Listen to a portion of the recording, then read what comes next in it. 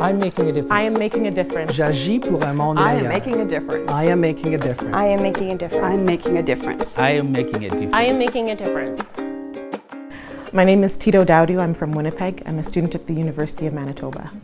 I am making a difference by working towards Millennium Development Goal number 3, promote gender equality and empower women. I went to Tanzania to visit a northern town in Tanzania called Karatu.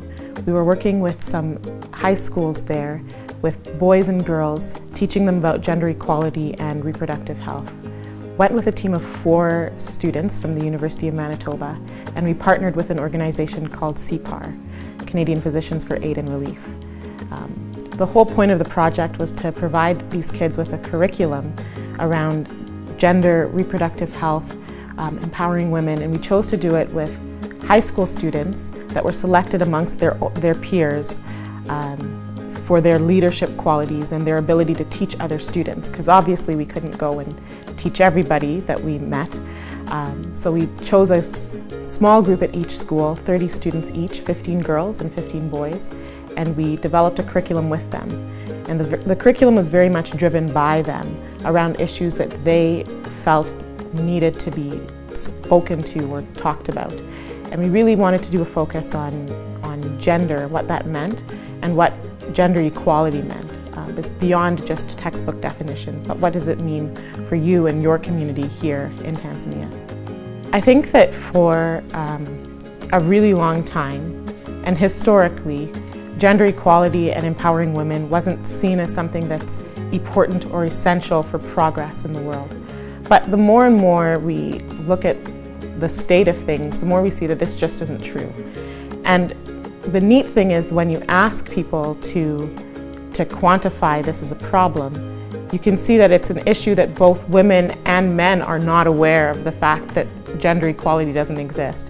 So we initially started the project that we were doing and going to aim it at females only. But when we got there, we quickly realized that it's a two-sided talk.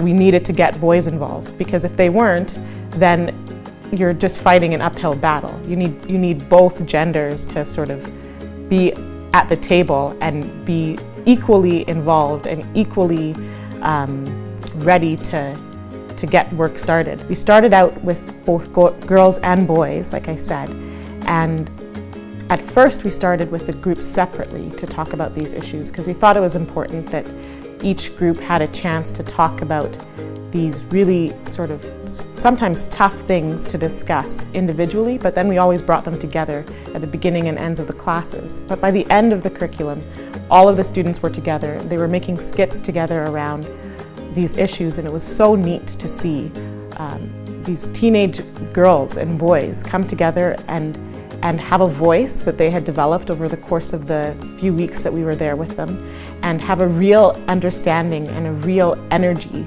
about being able to not go out there and sort of demand their own rights, but also teach other students about how they could do that as well. I just remember one little girl, she was the youngest in our class, and the first day so shy, very so kind of to herself, but she had this quality to her that was very intriguing. As we went through the class, she just continued to pick up steam. And on the last day, when we asked, what do you think about this program? How has it helped you or impacted you? And she said, I know that I am strong. But to hear her say at the end, I know that I have rights and I am strong, was huge. When I'd spoken to MCIC or been profiled 3 years ago, I was really very focused on the local and developing the skills that I needed locally to be able to transfer them internationally to do work.